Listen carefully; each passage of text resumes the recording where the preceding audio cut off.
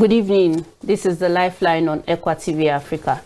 You're welcome to this show that discusses issues from a legal perspective.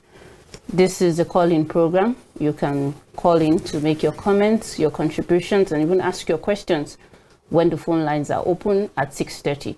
The number will be beamed on the screen and you can join us in our discussion. I am Victoria MC Olanio, and with me in the studio, joining me in the studio this evening is Barrister Stephen Ahile. You're welcome. Thank you, viewers. Good evening. And we also have Barrister Godfrey Matthew. Good evening, viewers. Pleasure being here. Our topic today is the emergence of the third force in Nigerian politics.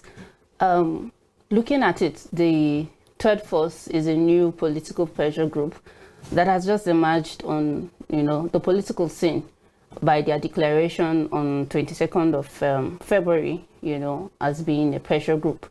We'll be looking at the legal implications of this group and how can they influence the coming elections, the 2023 elections specifically. So we'll be discussing this and much more on the show. Barrister Ahile, the third force, is it a political group? Is it a political group? Is it a pressure group? Is it a political party? What is your take on this?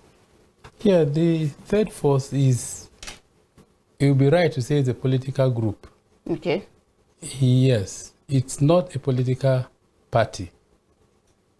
Yeah, it may be also referred to as a pressure group. Okay. So long as it mounts pressure to achieve some set objectives. Mm-hmm. But majorly it is a political group. Okay. Barrister Matthew, what is the difference between a political group and a political party, if I may ask? A political group is an association of individuals who express their interest or loyalty to a political party, okay, or to a particular political ideology.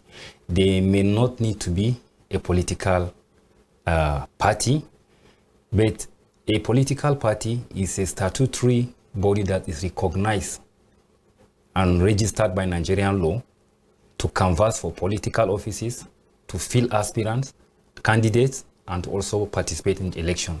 So that's the difference between political parties and political group. Then you have the pressure group. Pressure group are mostly individuals or groups of individuals who act by opposing or criticizing certain government policies and bringing government to its responsibility where the government is going offline. So you normally have them. Most of them are not politically inclined. They are mostly from the administrative sets of government.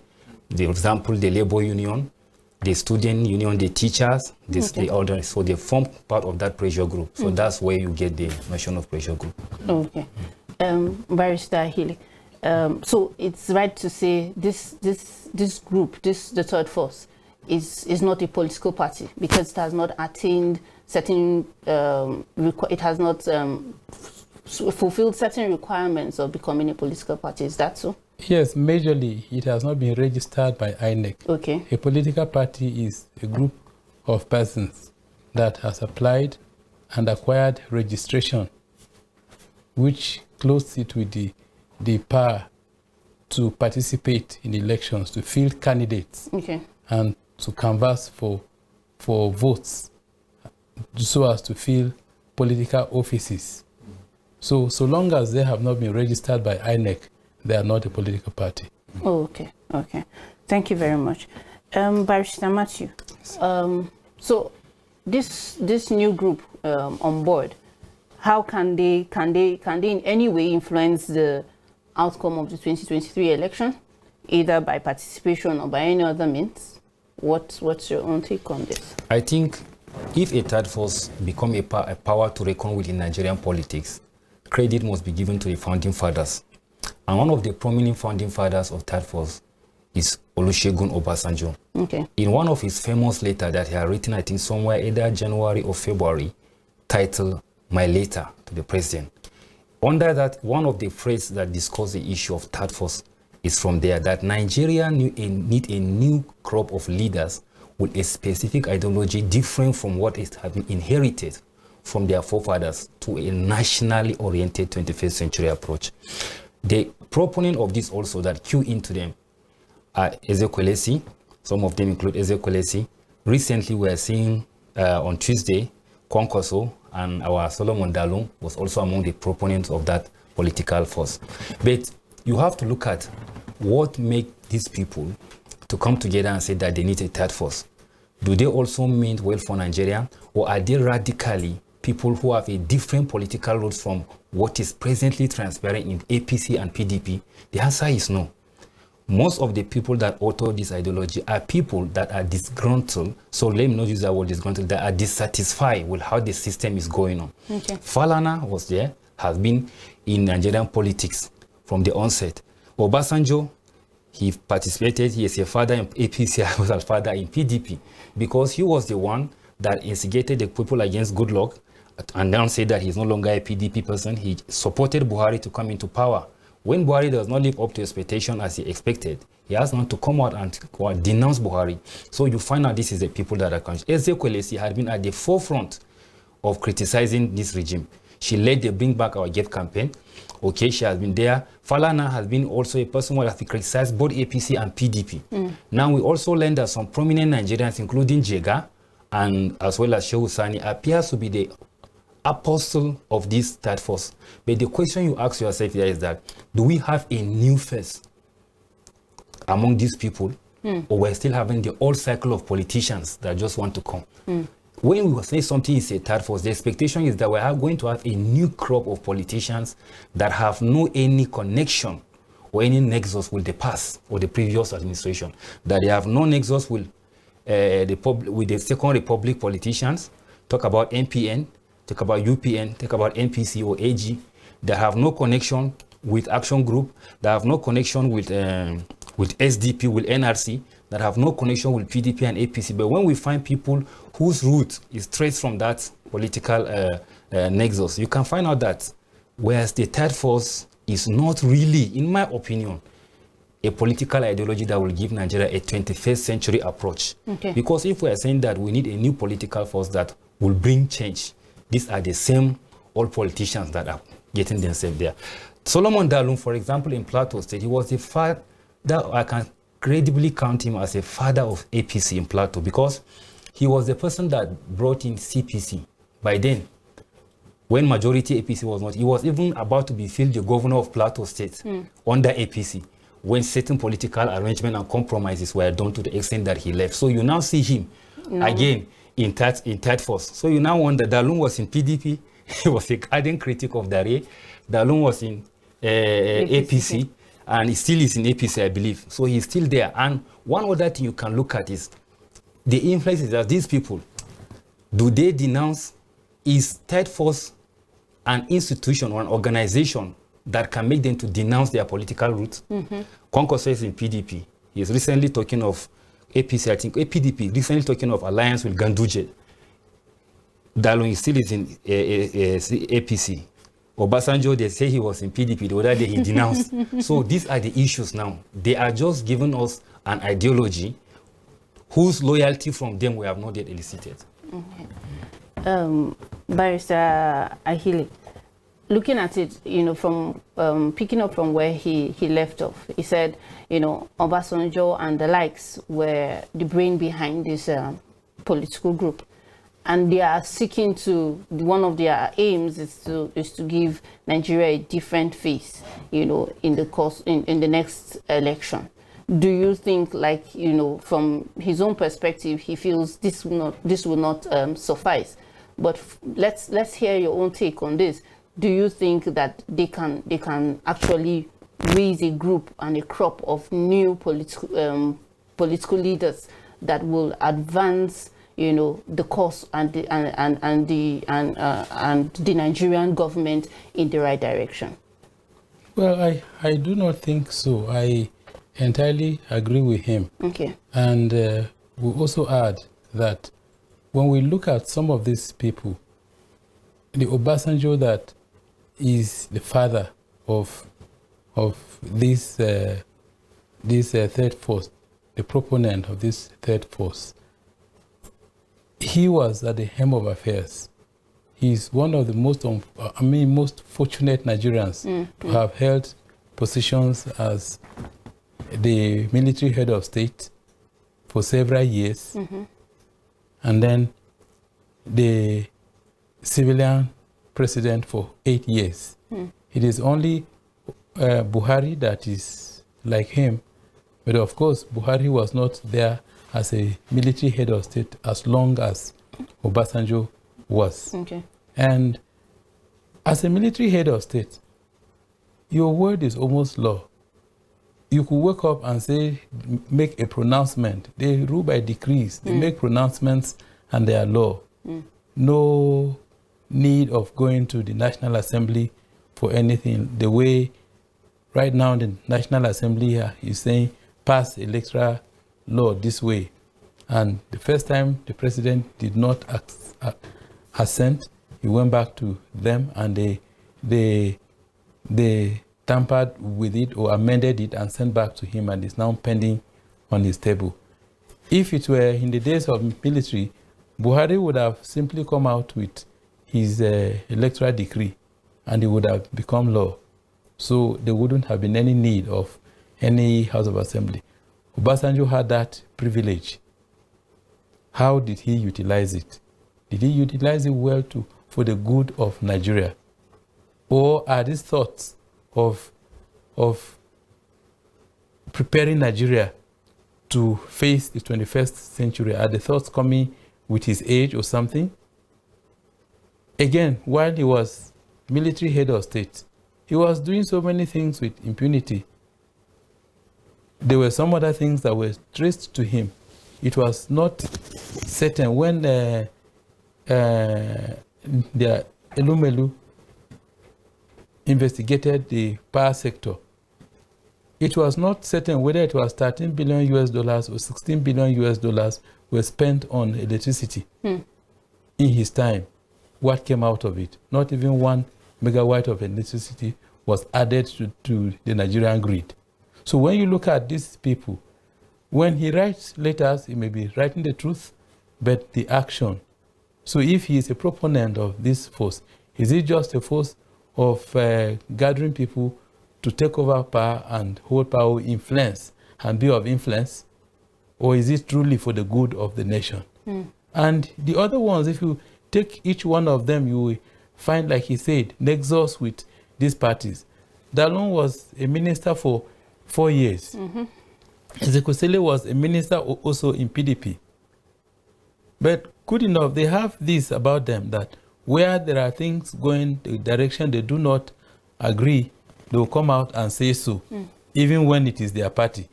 Ezekwesili started the Bring Back Our Girls campaign when his party, the PDP, was still in power. Okay. So that we can give to them. But as to whether this is enough, this force is a force that we can look at and say, yes, it will take us to the promised land. I do not think so. Secondly, that's a part of the leaders of this group. On the other hand, even Nigerians, we don't seem to be ready for any change. Even when things are not going well, you meet some average Nigerians on the streets and the way they speak about the happenings in the country, how good things are moving, you will be wondering whether the things that you know of a truth has actually been a dream you've been dreaming, or is actually reality of the things you have seen. So we have had this culture of having two political parties. So when there are two political parties, sometimes they even have to form alliances and have, like it happened in the Second Republic between MPN and MPP. They form alliance to have a ruling party, and then Awo's party was the opposition party. The UPN was the opposition party. Now, that is how we have, our political culture has been, that there are two parties. So you find that most times people are in either the ruling party or the opposition party. The third force is actually a combination of dissatisfied persons who are sometimes still romancing with either the ruling party or the opposition party that are coming to dance to the gallery in the third force. So when that happens, even the followership may not be there. It will be people from these two parties will come and be dancing here. You will think that something is happening here. On the day of election, you will not see any impact. I have seen it before. Okay, taking up from there, Barrister Matthew, is there any law or is there any sanction to these persons who have, formed this third force, and or is their loyalty questioned, as per the political cards they hold, the political party cards they hold? Many of them are members of PDP or APC, but now they have said they are going to form the third force. Is there any sanction from their parties as to, or questioning their loyalty to their parties? Okay. Let me start by talking about the sanctions. From the legal sanctions, they are exercising their power. It's a permissible sanction. That means they are permitted by the law to exercise that. Okay. Yeah, their freedom of association is equally guaranteed. Even when you are a member of a political party, you can equally express certain views about certain government policies that is contrary to national ethics, national interests, or maybe the interests of the citizens at large. Now, the other thing is that they also have the backing, the recognition of Section 221 of the Constitution that recognize political associations. Okay. So people can come and congregate and express their views, and this is their political association. Okay. But in the midst of doing that also, they are in a dilemma between loyalty to their party and then the issue of political interests that they are pursuing. Now, if you are saying you are a third force, you want people to come against this present major political parties. Concoso, promotion of that ideals may be against PDP. Dalum, proposal and launching, supporting that party may be against the interests of PDP, APC. So in the turnout of it now, you find out that one way or the other, they're violating their party's constitution in terms of anti-party activities. Because if Dalum, as an APC card carrying member, come out to say that we don't want what is going on here, you are a member of APC, you are condemning not the governance, but if you are condemning, for example, the political structure, to say that the inability of the party to organize convention since it came into power, and the appointment of Malabuni, you are using a third force as a platform, you may likely find yourself, if care is not taken, going against the party's constitution, or if you do anything, or maybe you are supporting a candidate from another party in the name of being neutral as a member of third force, you will find yourself committing an offense against the party. So these are some of the intricacies that are associated with them.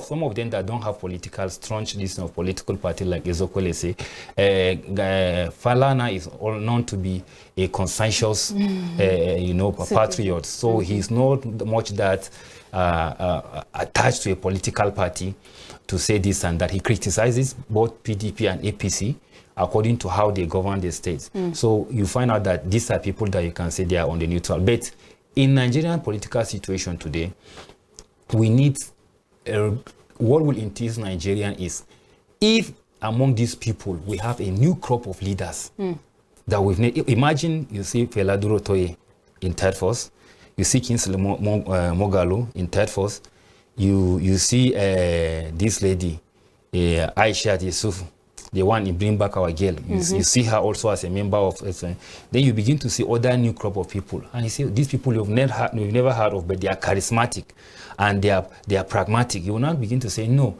There is a hope that this is a new political ideology. But once you see Maradona and Pele coming back to play in Qatar 2002, then you will find out that no, there is a problem with the current generation of players. There is no freshness. There is no advancement. There is no progress. It's just like bringing your first 11 in the 70s to play a match in the 21st century. We are saying no. Nigerians are eager for a third force that will come with the issue of it's never too late to run. The issue of having young leaders, progressive people that we've never heard of but are charismatic, who will say, where is this one from? people will be desirous to know about him, and they will find that this is his character, this is his achievement. You also made mention about the integrity of those people. I don't think, like Ahila has said, I don't think Obasanjo is a clean person when it comes to Nigerian politics. His records of violation of human rights as a ruler, you cannot take that off from him. His role in contribution is, in fact, he's the father of most of the violation of human rights that you can think of, the repression of students, the repression of unions. You know, during his regime as military governor, he kicked against anything freedom of association. He fought against it. So you find out that he has his antecedent too. Then you also look at it, even in this, when he became the president in 1999 constitution, there are a lot of issues that you can raise. So none of them I can vouch for to say it's a saint. So you find out that these are the issues you have regarding these people. You can talk of Kwankwaso. You know what happened in Kwankwaso. He hastily facilitated. He had a problem that promoted the party crisis between PDP and during that time between Jang. He was in Amechi faction, Jang and Amechi, where 16 is greater than 19. You remember that time? So all of them, they are there. So you now find out that these are not people that you can say they are politically correct. And he was the people that led anti-party against PDP during Goodluck, that they are going to APC. So you find out that people want to see and say, who is this? These are the same people that are dancing. So people want to see fresh people that have never had the opportunity of ruling the country or holding any political office or have misbehaved. They will say, okay, let's give them a second chance. But with this crowd of people, Dalon, we know him here. We know him. I am privileged to have him as my lecturer. He was my level coordinator. So we know his radicalism. You know, he can be here, he can be there. So you find out that these are the issues. Even while he was PDP, I remember when the president visited Plateau State, sometime around 2019, he was able to what? He was able to come out and criticize the governor, Lalong, because what they did not inform him. So even Latep Dabang, who was the APC chairman, but they even charged him for anti-party. So you find out that he is also in the eyes of the storm, sometimes discussing controversial issues. So these are some of the things that you find as a challenger. You can not vouch for any of them to say he has a clean slate as far as integrity was concerned. Okay. Just before we go on break, Barrister Hali, do you think, we've been talking about a new crop of leaders, do you think that Nigerians are ready for a new crop of leaders? Because these founding fathers, or the brain behind the third force, they are all there, and we can see that there are new, like he mentioned, new faces, new names, you know, coming still under them. Are we ready to pull out and, you know, the young ones, you know, and say, no, we want to stand on our own, we want to go for a true third force? Yes, I said it earlier that we are not ready. Even the political leaders are not ready. Even the governed are also not ready. You can see that in the way we go about things. Another issue we didn't mention is that this third force issue, politics has become a very, very expensive venture. And so, in the absence of these people who have held political offices and have had the privilege of coming over wealth and are also willing to spend it in politics, in their absence, it becomes very difficult to finance such a force. Because any political venture is very, very expensive. Just moving, even just away from buying people or buying the conscience of people, just organizing to, just mobilizing people, the logistics of mobilizing people and canvassing for votes from them is expensive. So that is not there. And even in our thinking, we don't seem to be ready. Even the youth that I've been talking about, not too young to run. When the NSAS protest was carried out and government clamped down on it, and a lot of funny things were done, even to the point of even killing innocent Nigerians. What was the follow-up to it? Afterwards, there were elections, at least local government elections. How have the youths come out to say, okay, this is our candidate? Even as councillors, have we seen that? We have not seen it. So since these things are not, this would have been indicators at the grassroots that Nigerians are ready. So if that cannot be organized at the level of councillor, that could be maybe in the city, that you could take even a tricycle and go around the entire constituency. If these things cannot be done at that level, is it at the wider level of state constituencies, federal constituencies, senatorial constituencies, or governorship seats, or presidency, that we'll find ourselves that you need to really, really work hard and have structures that you achieve that? Is it those ones that will be done? So these are the questions. So to my mind, Nigerians are not ready. Thank you very much. We'll go on a short break. We'll be right back shortly.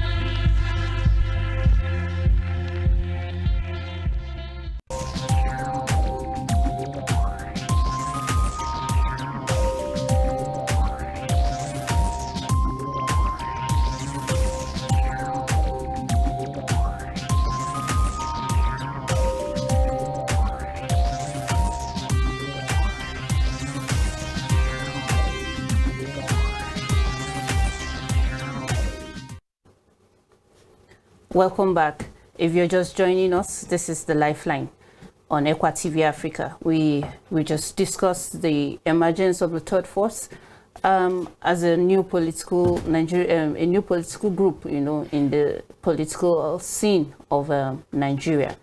The phone lines will be opened. You can call in to make your calls, to make your comments and your contributions. The phone number is on your screen, so you can do well to just call.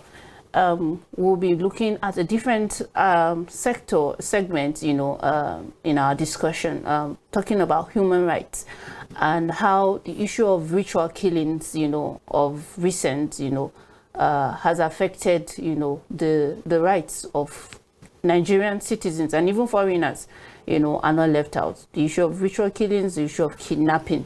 So we'll be discussing that just before we round up on the show this evening. Barrister Ahili, what is human rights? Well, human rights are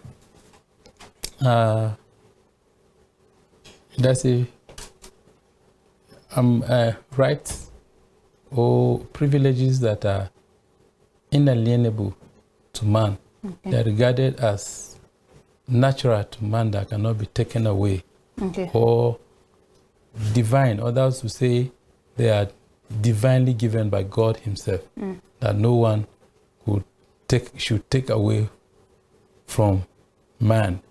However, I like giving a workable definition, that they are what the society say are human rights. Okay. So human rights are what the society decides that these are human rights. Because if you say they are natural or God-given, in some societies, what is human right in one society may not be allowed as human right in another society. For instance, in some places, the freedom of association is not guaranteed. My colleague mentioned earlier how in Obasanjo's time, they did not allow freedom of association. That doesn't mean we were not in existence. That doesn't mean at that time God did not give us the freedom of association. So if the society decides, and I said a president could wake up and make a decree and it becomes law, So at that time, the president was almost the society because he was making law for the society and it became the law of the society.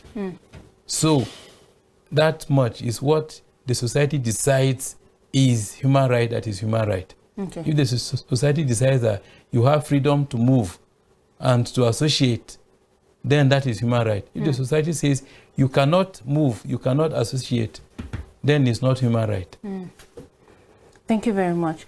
Barrister Matthew, are there legal instruments that protect these human rights? In fact, we have a lot of legal instruments. But before I respond to that, I would like to also give a little background and conception about human rights as early propounded by Healy. Human rights are rights that are naturally given by God to man. You don't need the law to sustain your human rights. They are rights that you are created by divine nature to have. And in sciences, I remember my biology class in those days, clearly defined instances of human rights, especially right to life. You don't need the law to say that I am legislating that this man shall live. No. You only need law for the man to be what? The life of the man to be guaranteed. You cannot say that I will make law before you will get somebody as your husband and wife, which is freedom of association. No.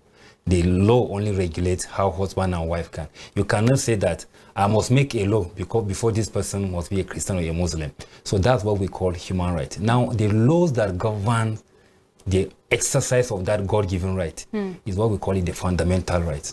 That's why in the Constitution, you will see what we call the fundamental rights, which is talking about right to life, because these are rights that are guaranteed by the law of the state. It is the law of the state that guaranteed it. Now, like he said, God-given natural are what we call human rights.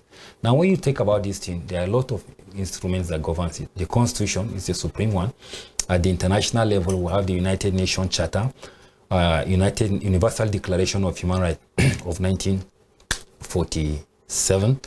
Now, when it comes into power, that was during after Second World War. When it came into power now, they said every state, every country should have a right, every community should have the right to determine their self-determination, self-independence from colonialism. Now that law gave inspiration for colonialism. That's why people are saying that we want to have our own what? Freedom from colonial rule. That's when you begin to see a lot of India, for example, after the 1945 declaration, India became independent in 1947 because of that Universal Declaration. In Africa, the decolonization process started. A lot of countries started getting independence, and Nigeria also negotiated. The greater advantage we have as a beneficiary of human rights in Nigeria is that we achieve our independence through what we call constitutional conferences. This has to do with the process of negotiation by our colonial masters. But other countries like Mozambique, Namibia, Angola, and most of those, was a liberation movement because they used arms to get their independence from their oppressors. So this is how it helped. But in 1966, with the American Civil Rights Movement, the 1945 Universal Declaration was further divided into two. We have the International Covenant on Civil and Political Rights, which deal with the civil right of citizens and states' ability to form their parties. So we also have the Economic and Social International Covenant on Economic and Social Rights, which deal with issues that have to do with social rights of people, children, right of women, organization, community. So that's one, and then gradually we have them reflected in our Constitution, the 1960 and down to where we are, and well as other. We have the regional ones too. The African Union, Charter, as we call it, African Charter on Human and People's Rights. We also have the ECOWAS Protocol at the regional level, and then we have a lot of legislation governing individuals. Thank you very much. Barrister Healy, we've spoken about this human right. We said it's fundamental and it's natural to man. But we want to look at it from this perspective of the ritual killings. How will you say the ritual killings have affected this fundamental right of citizens, especially in Nigeria? We know recently the National Assembly was, urging the federal government to declare a state of emergency on this particular issue. And because it is the rate and the speed at which these killings are going on for ritual purposes is at an alarming rate. So how do you think this has affected this fundamental right to life? Well, the ritual killings have adversely impacted the right to life in Nigeria. The right to life is to the effect that the life given to man by God should be guaranteed, that life should not be taken. But once the person is killed for ritual or for whatever thing, the life has been taken away, and so it is no longer there. And in fact, when it is for ritual killings, for rituals, they often go further to dismember the corpse of the slain person. So it is even more disheartening, more gruesome, that even the members of the family will feel more pain than if it were by some other cause. So this right to life has been so adversely affected. But the call by the Senate that you mentioned is really out of place, because the primary responsibility of government is to protect lives and property, is to guarantee the safety of lives and property. So if that primary responsibility is not carried out, that the Senate will make a call on the government to declare state of emergency, then it's unfortunate. Because every government should have it at the back of its mind that lives have to be protected. It is only when there are lives that there will be a government. If there are no lives, there will be no government. Who are you governing? You are governing human beings. And so their welfare, and they have to be alive first before they will fare well. If they are not alive, it doesn't concern them. So there is no faring for people who are dead. So that is the highest of the human rights. It's only when anyone is alive that he will now begin to think of freedom of movement, personal liberty, freedom of association, right to conscience and religion and all of that. If the life is no longer there, everything is gone, and gone for good. Thank you very much, Barrister Matthew. Will you say that the government is not doing enough, or has failed outrightly in this, in protecting, this fundamental right to life? In fact, to be specific, this regime, government has failed woefully in protecting the lives of Nigeria. And I like being practical, analytical. I will defy anybody that has a contrary opinion to go and look at the health and the global rights index of Nigeria from when this regime came into power and where it is now. From when it succeeded the PDP regime in 2015 to where it is now. You can see the difference. The human right, the World Justice Project from 2015 index, and then from what is obtainable now, you will see the decline in human rights ratio of Nigeria. Nigeria is declining to an extent that you count them among the first 10 with the Afghanistan, Pakistan, and other countries that have high rate of disregard for human rights. This is a clear indication. Now, one of the things that government ought not to have declared state of emergency on ritual killing alone. Ritual killing is a drop in the ocean of the insecurity that is going on in Nigeria. We started by allowing unknown government to kill people anyhow. We started by saying Boko Haram, kidnappers. We nomenclaturize all this aspect of insecurity in this country. And now we see ritual killing, and we're saying that there should be emergency. I asked our legislators, where is their boldness when they were killing people in Benue, they were killing people in Plateau, they were killing people elsewhere? Where did they come out boldly to say, let's declare state of emergency against Boko Haram? Where is the boldness to say, let's declare state of emergency against the militia that are killing people? Some people are calling them harassment. Where is their God? Now they are talking of ritual killing. Ritual killing is a is a product of a failed system and a reflection of the poverty that is in the land. Because if you look at the logic and the psyche behind the vandals that are committing such crime, you find out that it doesn't make any sense. What is the scientific logic between human blood and money? What is the scientific logic between human reproductive organ and the blood? These are not something that you can explain in clear terms. These are subjective values that poverty we have imbibed as a result of poverty. If you go to a sinner crime where people are responsible, you tell them about this, the first thing is that the nurturing that idea and communicating it, they will call police to you, against you, to arrest you for thinking something. No, not even police. They will call a psychiatric doctor to confirm that this person needs mental attention. But in Nigeria, it is rationalized. I remember when we started talking about this issue, who are the people that are participating in this theater of violence? You have one, the people that are within the age of 30 downward. Now, these are people that are either students, they are at home because of strike, are either unemployed, are either at home because of at home because of the failure of one institution that's supposed to engage them timeously and responsibly. So the fallback is about going that now.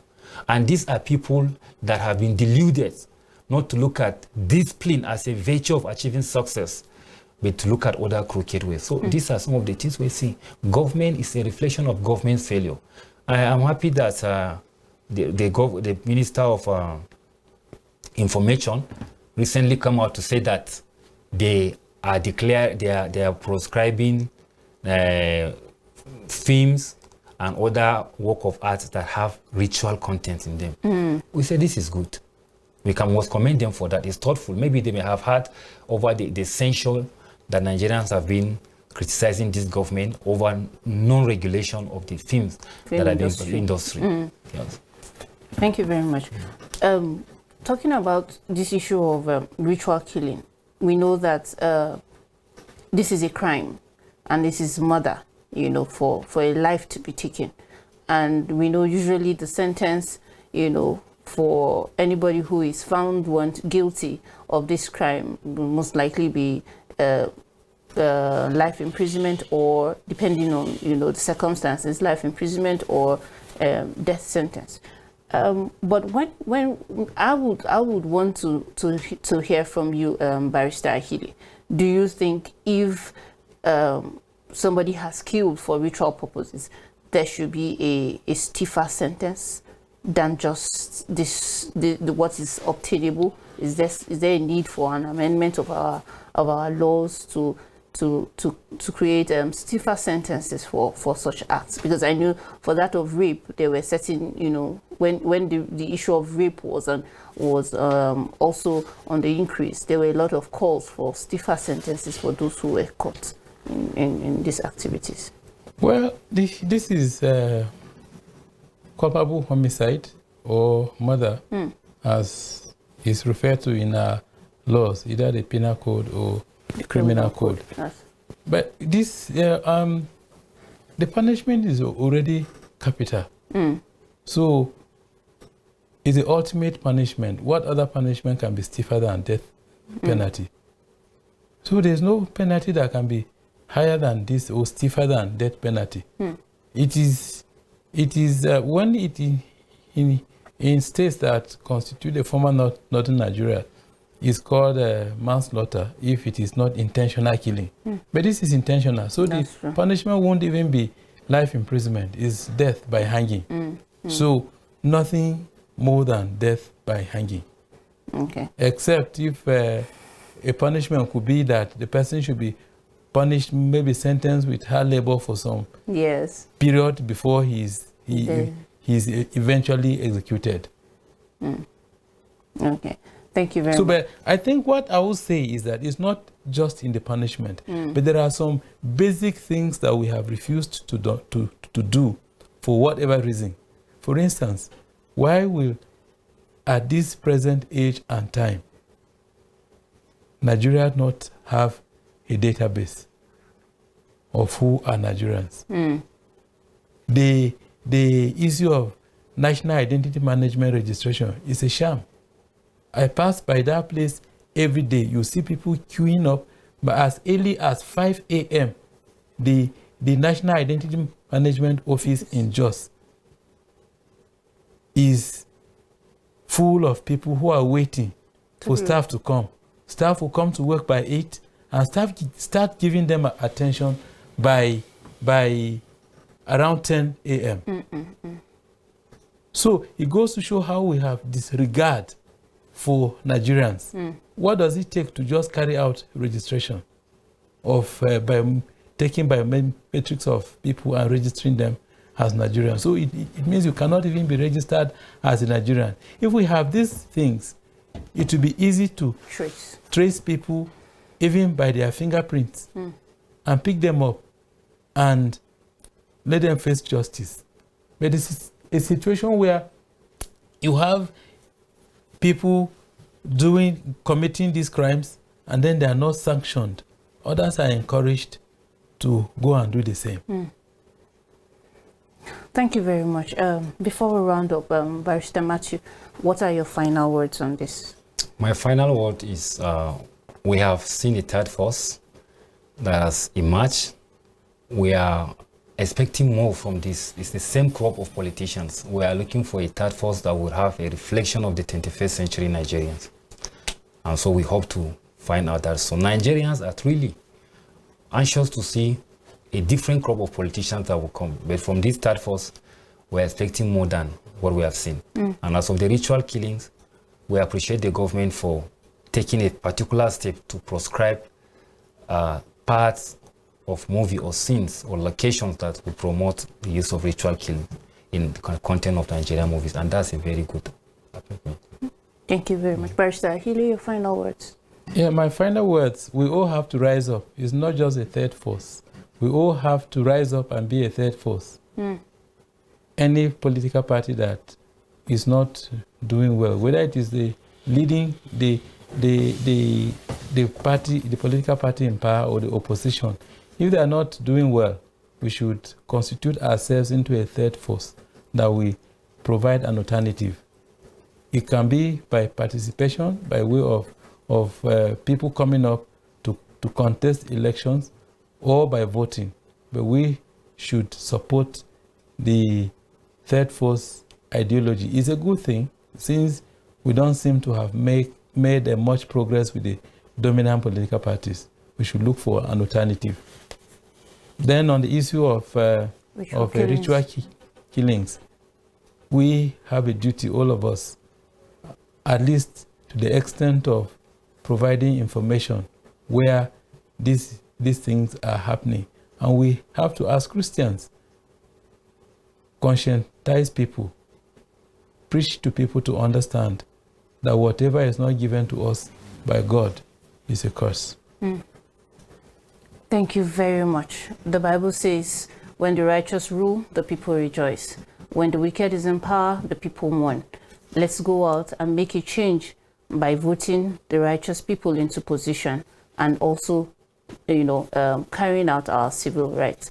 Thank you very much. Join us same time next week. Thank you.